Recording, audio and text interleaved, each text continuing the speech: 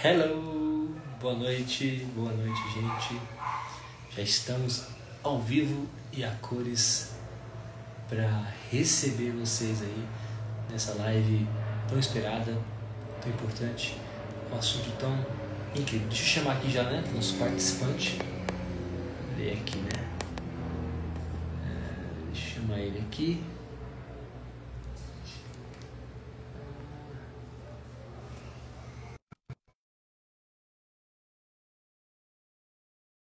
Venha, Matheus, apareça. Hoje o assunto é transtorno de personalidade borderline. Oi, Matheus. Boa noite. Boa noite. Está ouvindo a gente bem? Sim, tranquilo. Bom, legal. Prazer conhecê-lo.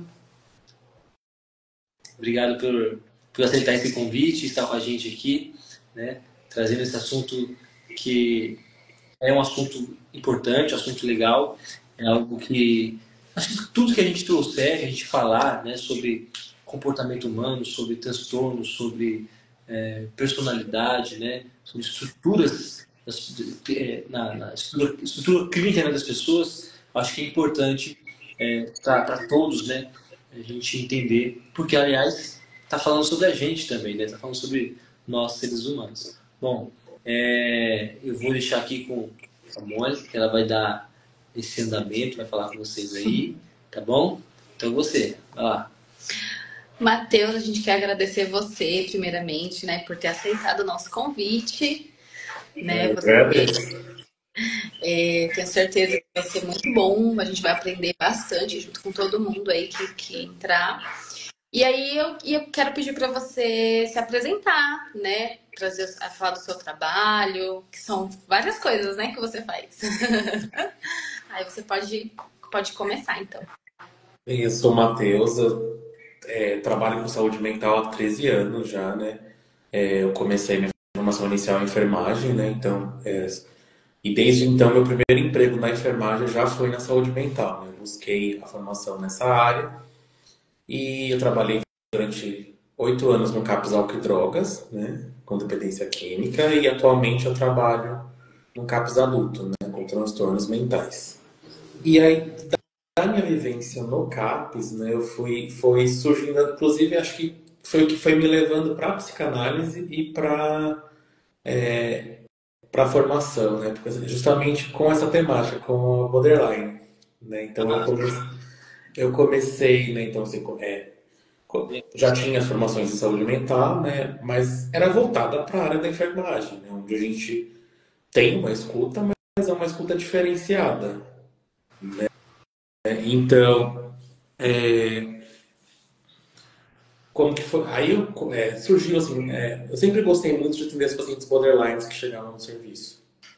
E justamente... Você já sabia que era borderline já? Então, a gente atende no serviço, né, de saúde várias pessoas. Então vai chegando várias pessoas. E a gente vai se afinizando com alguns pacientes e com outros. A população borderline é uma população que geralmente chega e não é todo mundo que dá conta de atender. Muitas vezes chega após uma tentativa de suicídio ou após uma tentativa de autolesão, e aí às vezes a pessoa com as suas questões pessoais não dá conta de atender, muitas vezes sendo profissional de saúde mental. Né?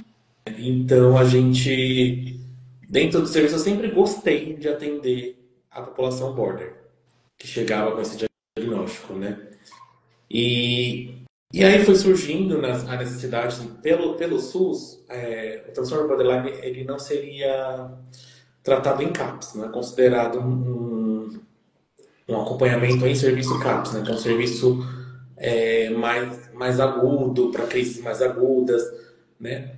Mas, pelas falhas da rede, falhas da demanda, foram surgindo a necessidade, foi chegando muita demanda, né?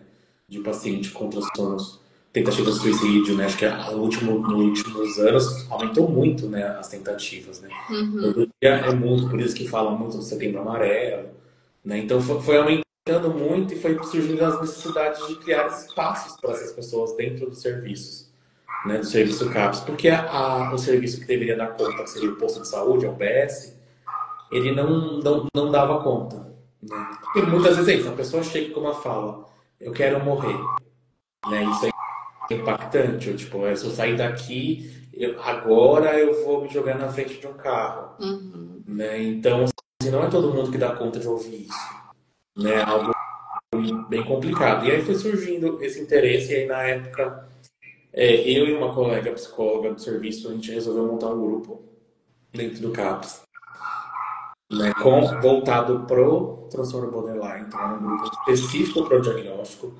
que geralmente não é algo que a gente faz, né? A gente não segrega as pessoas para o diagnóstico. Mas a gente percebe que se colocar uma pessoa com transtorno borderline num grupo geral, gera um impacto muito negativo, né? Porque são pessoas extremamente funcionais, né? É diferente de um psicótico. E aí a gente criou esse grupo, e desse grupo foi me surgindo, pelas falas dos pacientes, foi me surgindo interesse pela psicanálise, né? Então eu fui ouvindo coisas, e aí eu fui buscando entender, e aí foi quando eu resolvi buscar a formação de psicanálise. Uhum. Então, de certa forma, né, os pacientes bordas me despertaram esse desejo da psicanálise, que antes era uma coisa que estava bem distante para mim, assim, eu nem curtia. Sim, e aproveitando essa sua fala, como que a psicanálise explica a origem do borderline, né? Porque a psicanálise a gente vai lá na raiz, né? Lá atrás, lá no passado. E aí como que as relações familiares impactam para uma pessoa ter esse transtorno? Então, né, isso que é uma coisa, é bem interessante essa questão, né? Se você atendendo, você vai pegando que as histórias parecem que toda vez que você atende, você está vendo a mesma história. Uhum. Então, as pacientes vão chegando e você vai ouvindo, parece, nossa, já ouvi essa história, já ouvi essa história, porque vão se repetindo, né? Então, assim, a causa do transtorno borderline ela é multifatorial, né? Ela pode ser influenciada pelo ambiente, né? Então, situações de negligência, de cuidado, negligência de afeto, bem como abusos, né? Então, abusos, relações familiares disfuncionais, abuso emocional, abuso físico, e assim, consci- coincidentemente, quase todo mundo que eu atendi com transtorno borderline tem um relato de abuso sexual. E aí, se a gente for pegar voltar um pouquinho lá, né? Então, falar um pouquinho de estruturas clínicas, né? Então, a gente tem a formação da nossa estrutura clínica, ela acontece no nosso complexo de Édipo, né? Então, Uhum. a fase do complexo de Édipo, como eu simbolizo o complexo de Édipo, é como eu vou agir na vida, né? Como se forma a minha estrutura, né? Então, a gente tem a estrutura neurótica, a estrutura psicótica e a estrutura perversa, né? A psicanálise fala que a gente se fixa em uma dessas estruturas e vai ser como vai ser o nosso funcionamento, né? Então, isso se dá, né, de acordo com a gente aceita a castração simbólica, né, no complexo de Édipo, né? Então, o neurótico, ele recalca, né, desejos, o psicótico, ele não entende, não compreende muito bem, cria uma realidade paralela. E o perverso, ele tenta corromper o tempo inteiro. Ele entende a regra, mas ele não aceita e tenta mudar. E o borderline, ele fica entre a neurose e a psicose. Então, assim, se fossem três casas, né? O prédio do psicótico, o prédio do neurótico e o prédio do perverso, essa criança, nessa fase de desenvolvimento aí das estruturas, ela não escolheu morar nem na casa do neurótico nem do psicótico, ela fez uma Ficou casa no no meio. muro, No muro. Ficou em cima do muro. em cima do muro, então ela fica, né, ela tem o sofrimento do neurótico e tem o sofrimento do psicótico. E é difícil ser neurótico. Imagina ser neurótico e psicótico e neurótico, meu Deus do céu. É difícil. Sim. E é isso, né? Então, você beira a loucura, né? Então, você está entre a psicose e a neurose, porque se você tem, né, tudo que você recalca, né? Então, assim, isso é até interessante. Nós temos mais mulheres borderlines do que homens borderlines, né? Uhum. E talvez a explicação para isso seria porque a mulher, ela é mais reprimida. Ela é mais o quê? Mais reprimida. Deprimida. Porque Reprimida. eu estudando, né? Porque esse mundo é um estudo sem fim, né, Matheus? E aí eu vi um podcast, uma mulher comentando assim que a gente vê mais casos mesmo em mulheres, né? Mas também tem muitos casos nos homens, só que os homens não falam, né? Ninguém chega no consultório e fala, eu sou borderline e vim aqui para receber uma ajuda. Só que teria que dar uma conferida lá nas estatísticas, mas sobre suicídio. É mais no homem do que nas mulheres. Mais homens do que mulheres, né? No caso, na tentativa é mais nas mulheres, mas o suicídio concreto acaba sendo, o ato suicida acaba sendo mais nos homens. Eu acho que mais acho que o método escolhido, talvez, né, algo mais radical, e aí consegue sucesso na tentativa, né? Então, assim, as E aí mulheres tentam mais. isso mostra que também tem muitos casos em relação aos homens, né? Não só uma boa parte são mulheres, mas muitos casos em relação aos homens também. Só que os homens têm esse bloqueio, né? Do falar, né? Sim. Buscar ajuda.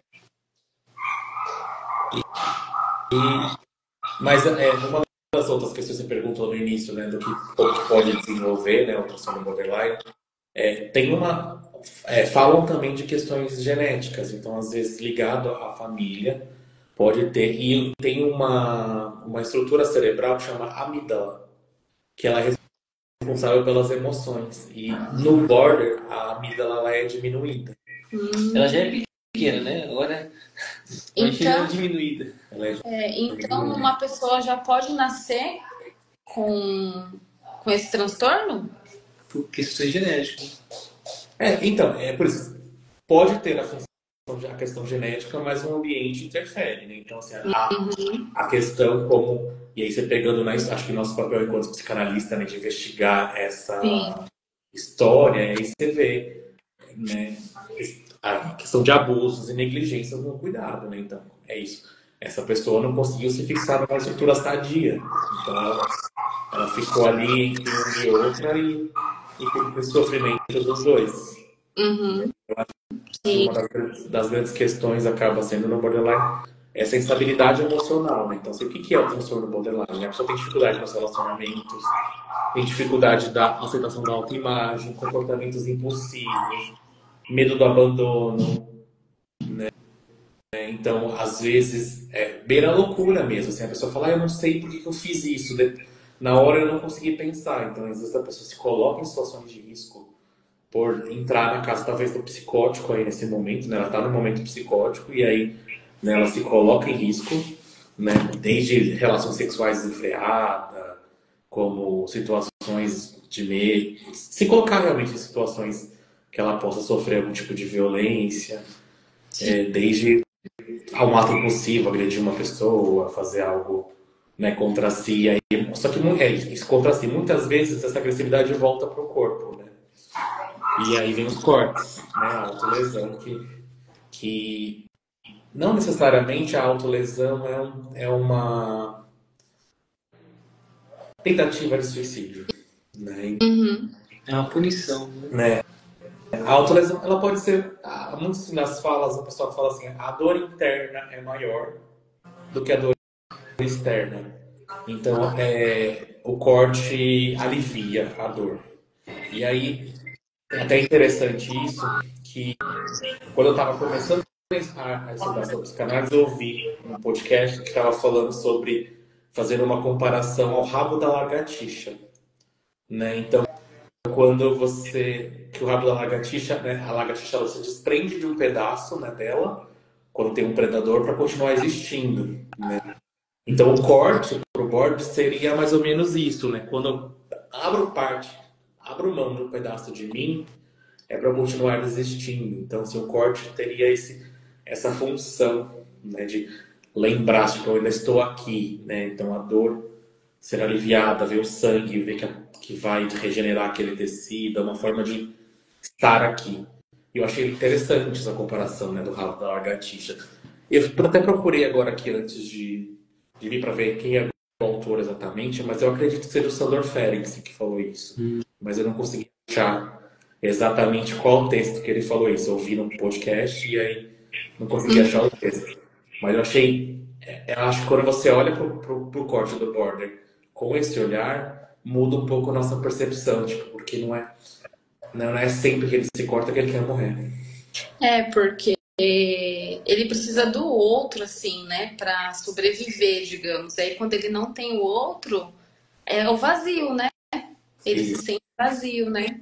Exatamente. O Border, ele precisa da validação do outro, né? Então, isso até interessante, né? O neurótico, né? Qual que é o gozo do neurótico? O outro, né? E qual que é o gozo do psicótico? O corpo, né? Então, às vezes, quando vem a frustração do outro, né? Eu jogo pro corpo, eu desloco pro corpo. E isso do vazio, né? Acaba que vem a dependência emocional, vem a questão, né, de todas as relações são intensas, então eu entro num relacionamento aí falando de relações tóxicas, aí às vezes a gente escuta na internet. Sua namorada tem transtorno borderline, fuja, né? As pessoas colocam desse jeito, como se fossem monstros, assim. Mas eu posso falar pra vocês, assim, que as pessoas mais fantásticas que eu conheci foram borderlines, assim, de paciente. Sim. O quanto que, quando você escuta essas pessoas, você percebe a sensibilidade, a inteligência, assim, eu aprendi muito com borderlines, assim. Nesse grupo que eu fazia, assim, quando eu deixei de fazer esse grupo, com dor no coração, assim, porque eu mudei de horário e aí eu precisei abandoná-los, assim. Então para mim foi muito sofrido, porque era um dia que eu adorava ir pro trabalho, porque eu ia encontrar com aquelas pessoas e eu ia aprender coisas com eles. Então, ao mesmo tempo que eles são vazios do outro, mas eles são preenchidos de outras coisas, né? Então, falam inglês, assim, perfeitamente, conhece um monte de coisas, você fica tipo, oi, me atualiza, porque eu não sei sobre isso. Então eu vi também que eles são, assim, ó, ótimos atores, músicos, eles têm uma criatividade maravilhosa, né? E é tão assim, tão incrível, mas ao mesmo tempo a gente fica tão assim, caramba, como, né? Porque eles são tão, vamos colocar, inteligentes, criativos e não consegue reconhecer isso em si próprio, né? Eles precisam desse outro, dessa outra pessoa, né? E aí a Andressa, Matheus, fez uma pergunta. Ela colocou assim, ó. Eu já ouvi falar que o borderline adapta o seu estilo de vida ao de quem se relaciona. E ela quer saber se isso é verdade ou não. Sim, acaba que, como a gente falou isso do vazio, então o que o outro faz, eu pego pra mim. Então, se o outro é surfista, eu vou ser surfista. Se o outro é religioso, eu vou ser religioso, entendeu? Então, né, eu vou, e aí eu termino esse relacionamento, eu mudo tudo. Eu só tava com aqueles amigos, com aquelas coisas, porque eu estava com aquela pessoa, né? Sim. E aí, adapta mesmo, né? e aí a gente pode trazer pro lembrar do mito de Narciso. No mito de Narciso, a gente tem uma figura importante, que era a Eco, né? Sim. A Eco é uma border. Né? A Eco, ela é vazia, ela precisava do outro para ser preenchida, né? Para poder existir. O Eco precisa que o outro fale para poder ter voz. É verdade. Isso Né? é muito interessante, né? Se o outro não fala, não tem. É verdade. Um belo exemplo, sim. E acaba que é isso. Sim. Narciso se liga em border. Tem um imã. Ô, Matheus, e qual que é a questão dos mecanismos de defesa, assim, para um borderline? Como que funcionaria nesse caso? O principal é a projeção, né? Que ele atribui os sentimentos ao pensamento dos outros, ao outro, né? Ele projeta muita coisa no outro. Dissocia, então, assim, quando a gente fala da questão, né, de faz um ato impossível e depois não lembra, né, das emoções, dissocia do que aconteceu. Despersonaliza, né, que ele se sente desconectado consigo mesmo. E aí, esses seriam os ruins, mas o positivo eu acho que eles sublimam. E sublimam muito bem, que foi o que a gente falou das artes, né? Sim. O fato dele. Eu vi dizer que alguns atores, né? que tem essa questão aí, quando eles entram no personagem, às vezes é até difícil de sair do personagem, né? Difícil de se desgrudar do personagem, aí eles precisam estar em terapia, precisam estar nessas questões para poder fazer essa ruptura, essa separação do personagem com a pessoa na vida real, né? Ela se identifica tanto com o personagem, né? E ela tem essa facilidade de se adaptar ao outro, né? Então tem essa dificuldade também, é isso? Sim. Ô, Matheus, e a gente pode falar que um borderline, ou ele é 8 ou ele é 80?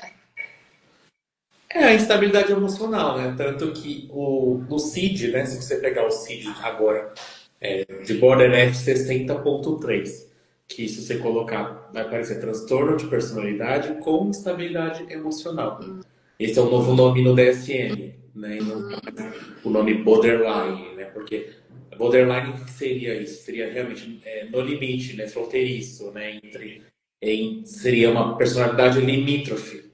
Só que limítrofe a gente já tem no português para denominar tipo, alguns retardos atraso do desenvolvimento, né? Desenvolvimento limítrofe. E aí usou-se muito tempo o termo borderline, mas agora dentro da psiquiatria, transtorno de personalidade com instabilidade emocional. Sim. Ó, a Andressa tá perguntando, encaixa na bipolaridade também? É que é bem parecido com o bipolar, né? Mas não é a mesma coisa, né? Sim, a pessoa pode ter. Hoje em dia a gente fala muito do transtorno bipolar tipo 2, né? Que não seria um bipolar clássico que a gente vê, mas seria um bipolar mais. Meio que um bipolar misturado com border, e é muito difícil de diagnóstico, fazer esse diagnóstico, né, dentro da psiquiatria. Tanto que muita gente vem com 2 diagnósticos, e às vezes pode ter sim, uma pessoa pode ser bipolar e pode ter um transtorno de personalidade, porque pensando que esse transtorno bipolar é um transtorno do humor, né? Ela, né, tem alterações da depressão, que era antigo maníaco depressivo, né? Então, momentos de euforia com momentos de depressão. O transtorno borderline é personalidade. Personalidade a gente não muda a personalidade da pessoa. A personalidade é ela, né? A diferença é que todos nós temos traços borders, todos nós temos traços ansiosos, temos traços de várias coisas, né? Vira um transtorno quando, né, afeta, transtorno quando transtorna, né? Quando gera algum desconforto, aí é um transtorno. E aí, né, as diferenças do bipolar para o borderline, o bipolar, ele muda muito, ele fica no momento de depressão e no momento de mania, não é coisa do dia para noite, né? O border, ele pode estar bem com você agora, daqui a 10 minutos mudou tudo. Então, assim, a alteração do humor, ela é mais rápida. Uhum. Sim, entendi. E por que que o borderline é tão intenso? Porque ele faz tudo com muita intensidade, né? Quando é pra amar, ele ama demais. Se é pra odiar, ele odeia também. Que é como ele sente, né? A diferença, às vezes eu falo, para mim pode ser um ponto. Para um border é uma frase inteira, aquela ação, né? Então, é como ele simboliza o que aconteceu. Então, é isso. Às vezes uma situação parece ser pequena para mim, para uma pessoa, para ele vai ser uma situação gigante, né? A forma como ele sente é muito intensa. Você falou que essa pessoa se coloca em perigo, em situações, né, de se prejudicar e tudo mais. Você comentou aí sobre ela se relacionar sexualmente com pessoas assim, de formas que sem segurança, né, sem essa preocupação. Você já atendeu pessoas que tiveram esse tipo de atitude? Sim. E aí a pessoa sai para balada, sai para um lugar e O sexo sem preservativo, múltiplos parceiros, né? Às vezes até mesmo, né, relatos de abuso, de ter feito uso de substância e não ter lembrado se foi consentido, se não foi consentido. Então talvez, né, de ter levado a um abuso sexual, porque se você está sob uso de substância, você não tem discernimento se você quer ou não quer o ato. Uhum. Certo. E você, porque você também é sexólogo, né? Não sei se Não sei se isso foi por causa disso também ou não? Então, eu acho que linka bastante, né? Eu acho que eu sempre gostei muito da área da sexologia e da saúde da mulher, né? Então, desde a enfermagem já era um desejo. E eu sempre atendi muito a população LGBT. E aí, muitos, né, para pessoas não linkando como regra, mas várias pessoas com transtorno borderline também tem uma questão com sexualidade, gênero, É isso que eu ia né? perguntar. Então sempre foi algo que me interessou o assunto, assim. Então, eu ainda estudo sexualidade, mas ainda não me considero um total sexólogo, assim, né? Sou no sexólogo do estudo, assim, mas né, porque eu acho que é interessante a gente ouvir as pessoas, entender que é isso. Eu escuto muito o pessoal falar assim, é porque eu não entendo as siglas, cada hora a sigla aumenta, cada hora. Verdade. Não precisa entender e aceitar, a gente precisa, não precisa aceitar, a gente precisa entender, né? Entender, minimamente, porque quando você vai chegar no consultório, você não vai poder escolher quem você quer atender ou não quer atender, né? Vai chegar todo mundo para você, então você precisa compreender, né? Você precisa entender cada um dos seus valores morais, religiosos, né? Sim. Mas é isso, quem está na minha frente é uma pessoa, né? Então, essa pessoa eu preciso entender para também me comunicar com ela, né? Para não errar pronome, porque, né, quando tem uma questão trans, né, a pessoa tem o direito de ser chamada pelo pronome que ela deseja, pelo nome que ela deseja, né? Então eu acho que a sexologia ela abre para a gente estudar sobre isso, né? Entender e pensar que não dá para fazer psicanálise sem sexologia, pensando que, né, somos seres sexuais, né? Tipo, Freud fala isso, né? A criança, né, tipo, é sexual desde, né, sexual no sentido, né, de prazer, temos prazer no corpo inteiro, né? Então, né, desde o sugar, né, até o defecar, então tudo gera prazer. Sim. E tô olhando aqui, pessoal, porque a gente separou algumas perguntas, né, para poder fazer. E aí tem uma aqui, Matheus, que eu acho que é a dúvida de muita gente, qual que é a diferença do borderline para o dependente emocional?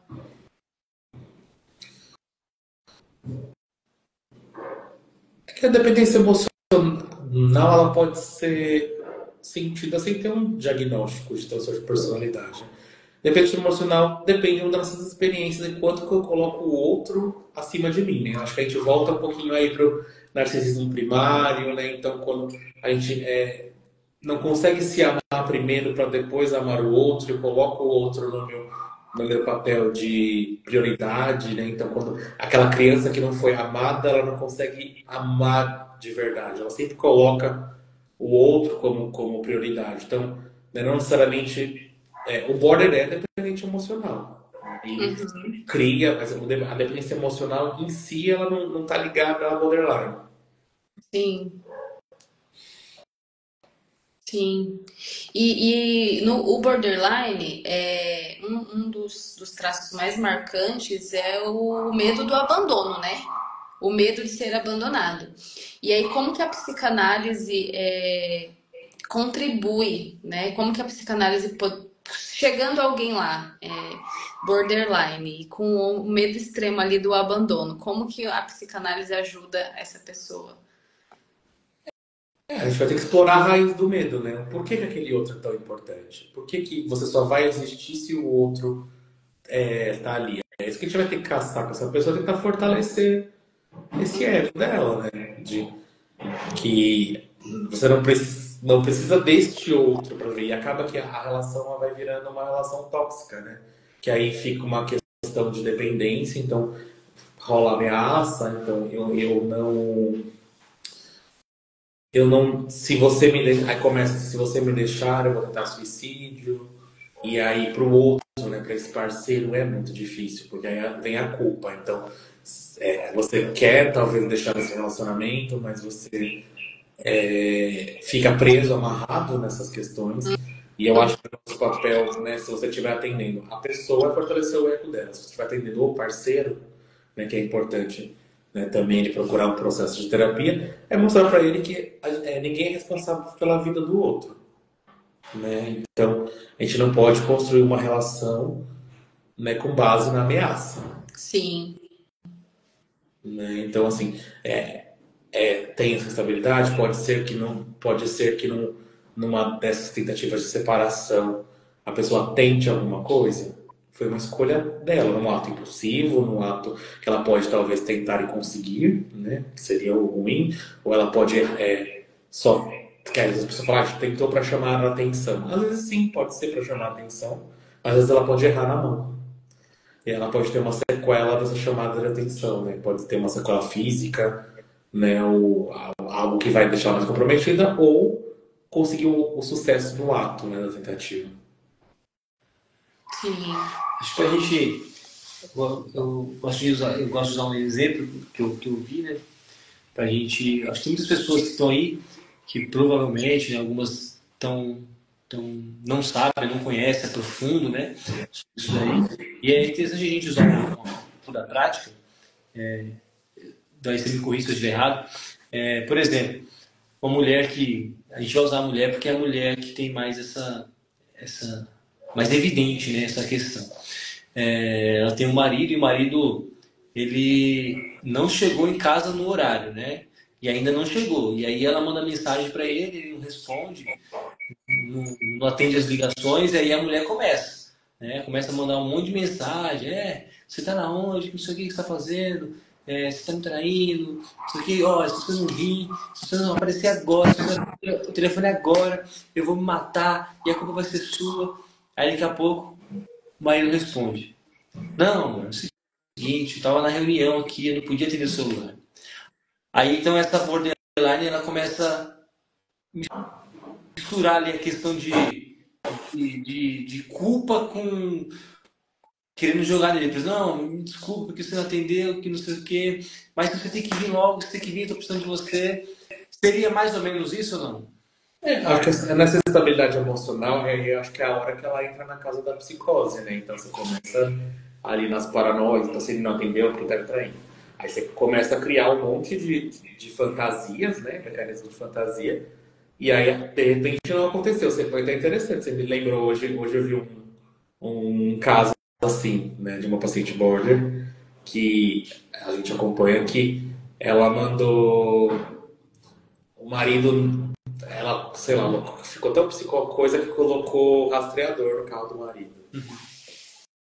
E aí o cara bateu perto de um motel. Na cabeça dela, ela já entendeu que ele estava traindo ela, mas tipo, o cara bateu o carro. Bateu Na frente. Bateu o carro, bateu o carro. Que azar, né? E ela já pensa, já parando que ele estava traindo ela e começou já, né, mandar um monte de mensagem pra ele. E o cara tava lá numa situação, né, nervoso, né, bateu o carro. E depois tem que explicar ainda pra mulher que tá ali na frente, mas mandar foto pra provar que tava ali.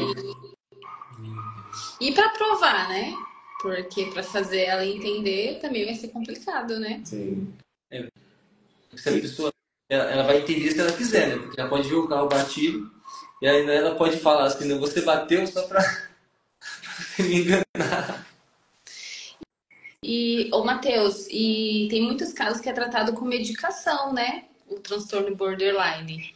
E aí, para psicanálise, é necessário mesmo ou não? Ou dá para ir por outro caminho?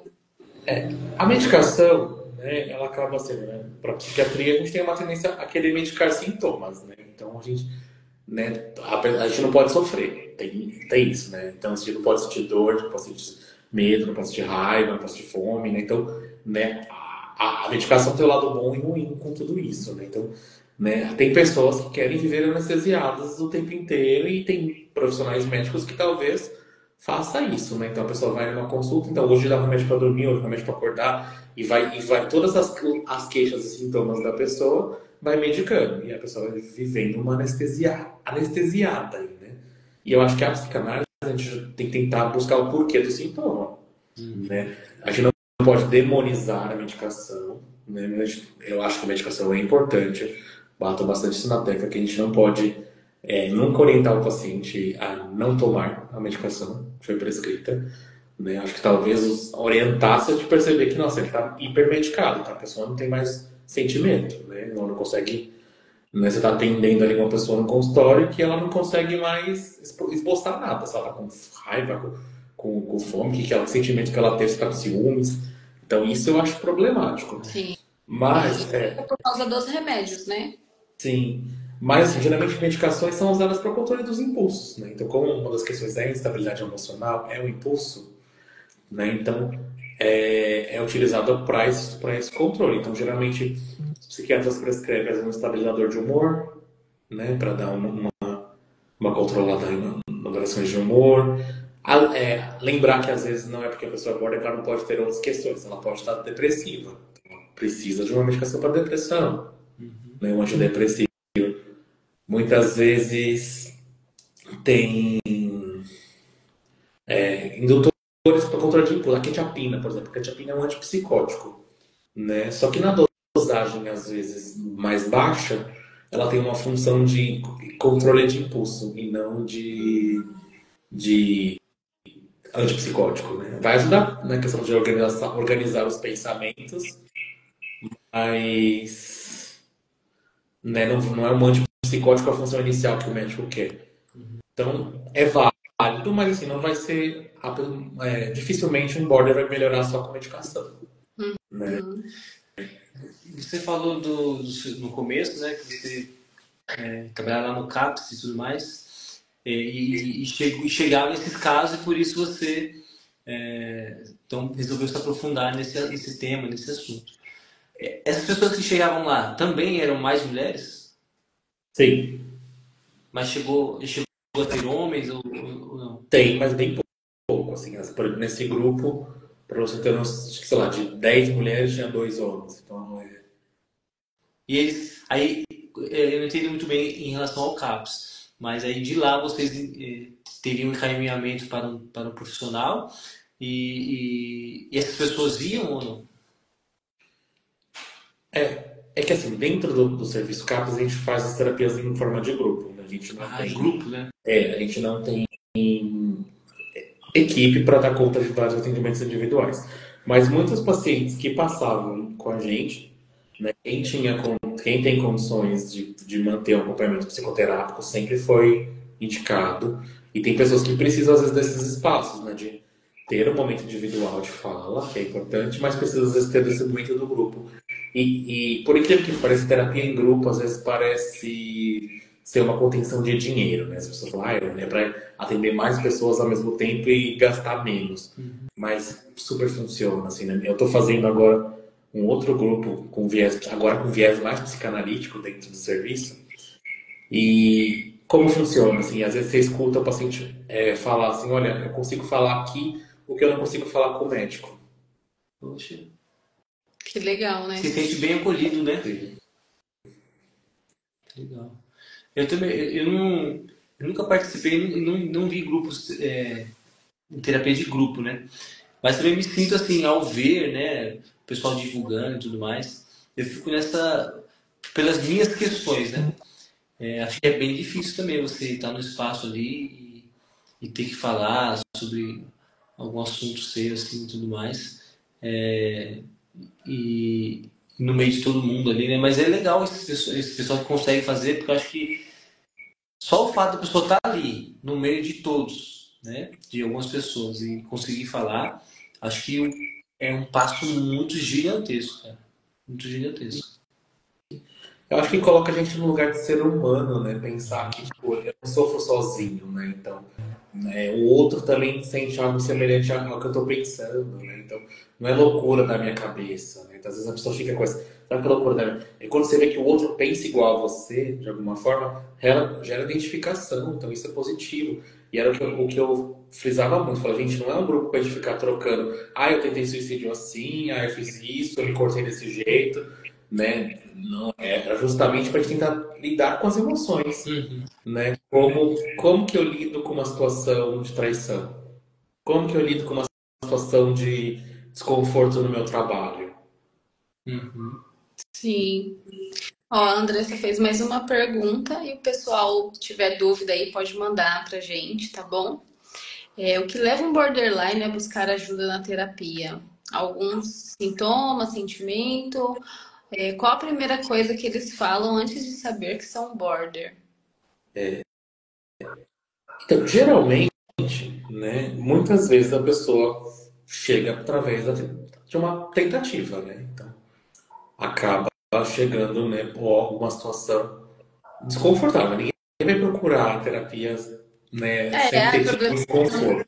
problema no relacionamento, lidar com sentimentos, sempre é alguma outra coisa até chegar no diagnóstico mesmo, né? E começa, né, as autolesões começam muito na fase da adolescência, então pessoas com relato de cortes aos 12 anos, crianças que se cortam, né, e aí é difícil, né, até a família perceber que essa criança está se cortando, até essa criança fazer algo, né, que realmente alguém percebe, olhe para ela e procure um atendimento. Então, muitas vezes vem após uma tentativa, né? Então, tentou alguma coisa, vai para um pronto-socorro, aí o pronto-socorro faz todo um protocolo, né? Todo mundo que tenta suicídio no pronto-socorro é notificado. Então, todo mundo que dá entrada no pronto-socorro com uma tentativa, o que o profissional acredite que tenha tentado, existe um formulário chamado SINAM,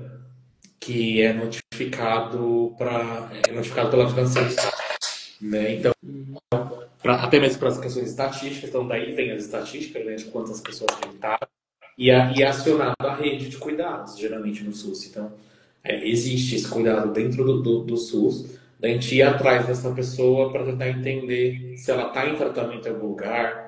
Então, mesmo que ela passe no hospital particular, no Albert Einstein, se ela tentou suicídio, ela vai parar no Albert Einstein, vai chegar uma notificação de suicídio e o SUS vai ser acionado para tentar entender como que ela está se tratando e se ela não estiver em nenhum tratamento, oferecer para ela um tratamento. Sim.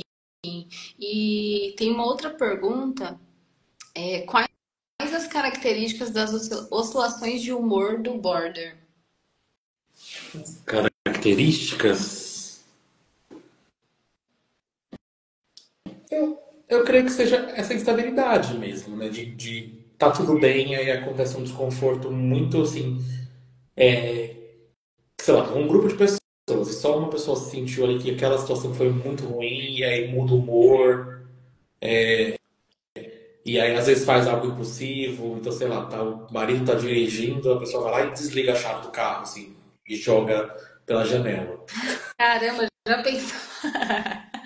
Né? Vai colocar a vida dos dois em risco ainda. Tipo, claramente só o dela, mas né, a pessoa, no ato impulsivo, ela não pensa ali, né? Então ela tem essa alteração, vem a alteração ali, a raiva e tipo, eu não sei lidar com aquilo ali. Naquele momento eu faço um ato impulsivo. Ou eu me retraio, né? Eu me retraio e volto pro meu corpo, e aí volto pro corte. Sim.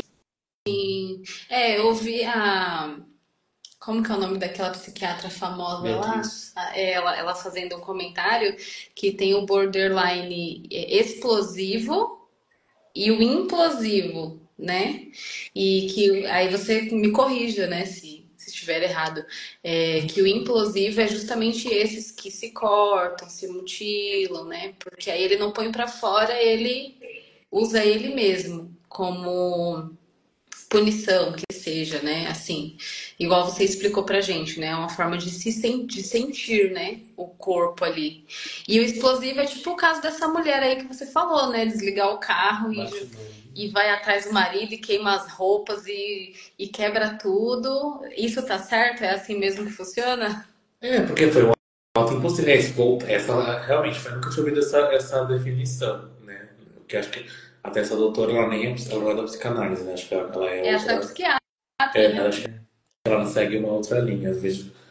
Mas não faz muito sentido, né? Pensar isso. Tem pessoas que se fecham, né? Então, são mais deprimidas, voltam mais para o corpo, voltam mais para o sofrimento, para o isolamento.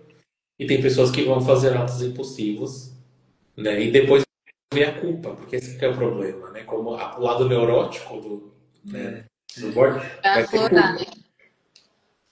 É interessante que isso não se dá também só nas relações amorosas, né? Isso se dá também com os pais, com os irmãos, com os amigos, né? Então, eu acho que eu já presenciei muito mais nas relações de amizade, esse tipo de comportamento, né? De pessoas que você precisa ter um cuidado extremo, excessivo, para não falar um A de torcido, um B, ou para não atrasar em alguma coisa, porque aquela pessoa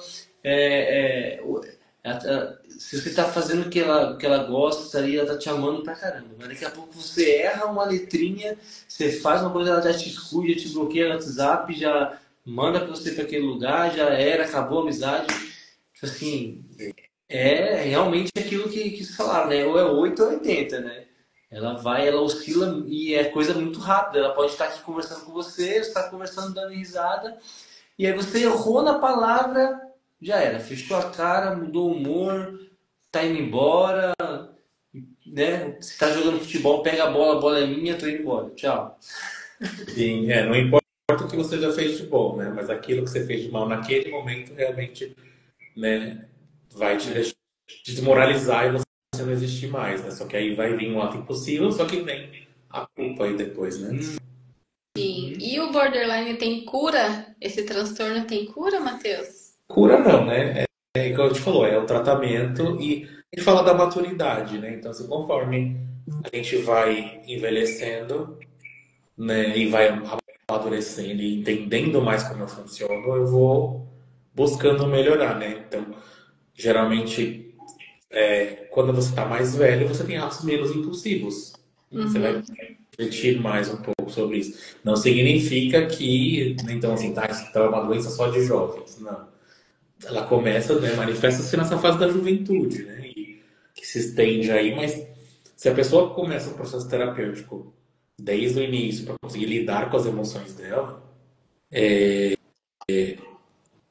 vai ser efetivo. Melhorar a qualidade de vida, né? Ela vai entender como ela funciona, né? Ela vai entender o que gera os gatilhos. Então, como se eu tenho um gatilho, essa é uma palavra muito usada, né? Tipo, qual foi o gatilho para a tentativa? Então, a pessoa começa a se perceber mais, né? Então, tipo, o que me leva a essa situação? Então, toda vez que sei lá, que eu me relaciono com a minha mãe, né? Não tem uma questão nessa relação com a minha mãe. Então, a pessoa consegue entender como ela vai trabalhar com essa relação, ou ela vai cindir essa relação, né, para ela melhorar. Então, com a maturidade e o conhecimento, a tendência é a melhorar. Essa medicação vai ser, como eu falou, para aliviar sintomas. Cura não vai ter porque a gente não muda a personalidade das pessoas, né? Personalidade e estrutura a gente não muda, né? A gente muda, né, alguns comportamentos, né, desde que a pessoa queira mudar, né? Sim, que é essencial, né? Tem que partir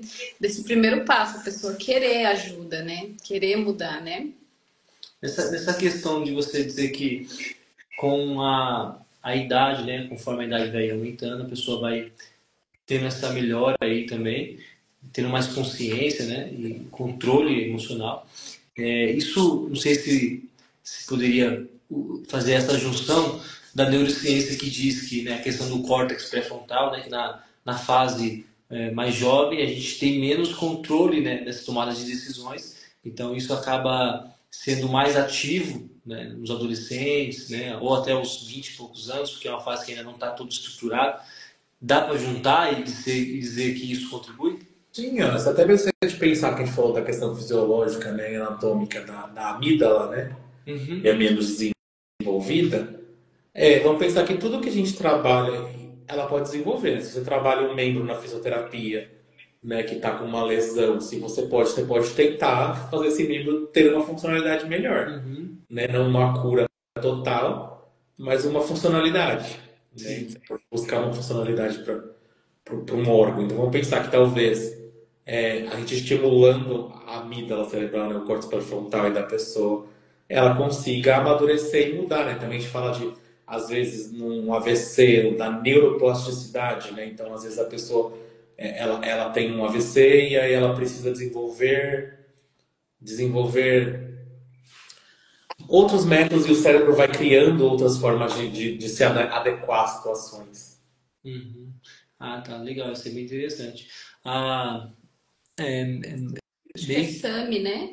Make Sami, ela fez uma pergunta, a gente até comentou um pouco sobre isso, mas acho que é válido a gente retornar e falar para ela falando aqui, né? Conseguimos ter um ponto principal na diferença do border para bipolaridade? Eu acho que a gente podia pensar nisso. Como eu falei, né? A bipolaridade é o transtorno do humor. Então, essa alteração do humor, ela vai acontecer, né? Vai ter essas alterações de momentos de euforia, momentos de depressão, mas elas não serão instáveis, assim, ao mesmo tempo. Não é uma montanha-russa, Isso. né? Durante o dia. É uma coisa mais... A gente fala, às vezes, por exemplo, no transtorno borderline bipolar, virada maníaca. Então, às vezes a pessoa está num momento muito depressivo e aí você precisa colocar um antidepressivo, o médico insere um antidepressivo, ela está em terapia, tudo isso, e ela faz a virada de chave, faz a virada maníaca. E de repente a pessoa vai para o outro polo. E aí é o momento que talvez, né, ela tenha que tirar o antidepressivo, não possa manter o antidepressivo porque ela não está mais depressiva. Então, o objetivo é buscar estabilidade. Então, a gente tem que trabalhar com estabilidade do humor, né? Deixar a balança equilibrada. Uhum. A gente pode ser triste e a gente pode ser feliz. Só não pode ser nenhum mais, nem o outro. Eu acho que eu te define isso, um pouco dessa alteração e que não está ligado muito à personalidade, porque está ligado realmente a um transtorno do humor. No bipolar, no caso, a pessoa passa um período, né? Tanto ou na depressão quanto na euforia, né? Sim. E já no borderline, ele não tem esse período, ele é muito estável, então ele está subindo, está descendo, desce, sobe, sobe, né? Então ele não tem esse, não vamos dizer controle, não é controle, mas ele não tem essa... Estabilidade, é É, a palavra. Estabilidade. não tem. Não estabiliza, né? Então é bem complicado. Então acho que o ponto principal é esse. Se a pessoa não é estável, né? É muito oscilante, esse seria o ponto principal entre a diferença do border para a bipolaridade. Acho que seria isso. Porque beira, é isso, vamos pensar, né? Se ele está levando para a estrutura de novo, ele está entre a neurose e a psicose. Então vai ter momentos que ele vai ser psicótico. E o bipolar não necessariamente vai ter crise psicótica. Sim. Né? Às vezes, se a pessoa tiver muito, pode acontecer, né? Dela ter a pessoa ter um episódio psicótico, né? Mas são episódios, pontuais, assim, às vezes, né? Nesse momento de euforia, ela começa a ter delírios grandiosos e pensar em outras coisas, né? Mas com a medicação a pessoa volta, isso, né? E tanto o transtorno borderline como o transtorno bipolar são transtornos extremamente funcionais. As pessoas podem trabalhar, podem ter uma vida normal, né? Normal, né? Considerada normal. Pode ter com a medicação, desde que e terapia, né? Não precisa. Essencial, né? Só que eu penso que, infelizmente, né? Como a gente vê que as pessoas todas querem, a maioria querem resultados rápidos, né? Então elas preferem e optam até muitas das vezes pela medicação porque é algo instantâneo, né? Algo que e aí acabam não indo para terapia e que é algo que vai te tratar e vai te ajudar para você ficar sem o remédio, para você ter um controle muito maior. Só que demora, tem um período maior, né, de processo. E aí acabam se utilizando da medicação. Eu conheço uma pessoa que se utiliza da medicação e ela não consegue ficar sem mais a medicação. Então, ou seja, ela viciou a medicação, quando fica um dia, e aí ela não consegue ir para terapia porque ela precisa pagar os remédios, comprar os remédios, e na terapia tem um processo um pouco mais demorado e a pessoa não quer, ela quer o instantâneo, ela quer o agora, o rápido, o já e para ontem, né? Acho que isso acaba prejudicando bastante a vida da pessoa. Isso não precisa ter um diagnóstico, né? A sociedade do imediatismo, né?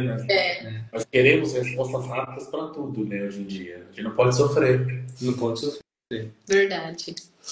E agora já está caminhando para o finalzinho, né? Se o pessoal tiver mais alguma dúvida, pergunta, manda aí pra gente. Pessoal, já segue o Matheus aí, ó. Sim, segue o Matheus, por tá? favor. Ele é professor também.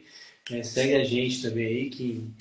Quem tá do lado do Matheus aí, segue a gente. Quem tá do nosso lado, segue o Matheus aí. Tá? Porque a gente sempre tem conteúdos bacanas, muito legal com vocês aí. Sim. E E agora, para quem convive, né? A gente falou já um pouco, mas para quem convive com alguém nessa condição, qual a recomendação que você deixa assim para a pessoa lidar melhor no dia a dia, né? Porque é um desafio mesmo, né? E lidar com uma pessoa com essa instabilidade, que acho que foi a palavra que definiu aqui, né? Instável. Qual que seria a recomendação para quem está do outro lado, no caso, né? Oferecer apoio, mas também cuidar de si, né? Estabelecer o limite, né? Então, até aqui eu posso te ajudar, depois daqui eu não são escolhas suas, né? Então, como eu falei, né? Não ficar refém na relação, tipo, entendo o seu sofrimento, estou aqui, tipo, desejo estar nessa relação, mas não desejo estar nessa relação preso, né? Ao medo, né? Então, tentar entender um pouco do transtorno, tentar entender o porquê, o que gera os gatilhos na pessoa, acho que seria algo importante nessa comunicação, como qualquer relacionamento, né? A comunicação é importante em todos os relacionamentos, porque cada um tem uma vivência diferente, tendo o diagnóstico ou não tendo o diagnóstico, né? A diferença é como, né, a pessoa que tem um diagnóstico, ela sente isso. E acho que também é algo que também a gente tem que tirar às vezes essa pessoa desse rótulo que ela tem. Porque ter um diagnóstico não limita ela em nada. Né? Muitas vezes a pessoa veste o diagnóstico, né, e tudo que ela faz é por conta do diagnóstico. Vive em torno do diagnóstico. Às vezes ela faz porque ela quer. Então, e tirar isso dela mesmo, né? Tinha uma paciente, né, ela me marcou bastante nesse grupo, que ela chegou, ela sempre se apresentava: oi, sou fulana, sou Cid suicida. Ou eu sou Matheus. Né? Então, e aí eu tentando tirar isso dela, porque ela não é um Cid, né? Ela é uma pessoa, ela tem história, ela tem vida, ela não é um Cid. E aí, às vezes, a pessoa entra nessa questão do diagnóstico, né? O diagnóstico é muito perigoso nesse sentido. Porque aí a pessoa começa a ler e aí começa a ter os sintomas que ela leu. Colar naquele, e aí começa a fazer tudo no que o diagnóstico, tudo que está descrito lá no DSM de características, a pessoa vai. Ela acha que ela tem que viver fazendo aquilo. Né? Então a gente tem que tirar a camiseta da pessoa. Então, assim, a pessoa pode ter o transtorno borderline, né? Mas ela pode ser médico, ela pode ser psicanalista, ela pode ser enfermeira, ela pode ser ato famoso. Então a gente tem né, a Britney Spears, ela é borderline, o Nick Evans, e mais que eu não lembro agora. A Amy Winehouse também foi, né? E a Amy Winehouse acabou se colocando aqui numa situação de substância, né? Até ter uma overdose, então foi se colocar em situação de risco. Mas isso, né? Letras maravilhosas, né? Sublimou muito bem na arte, né? Sim, Sofrimento. sim.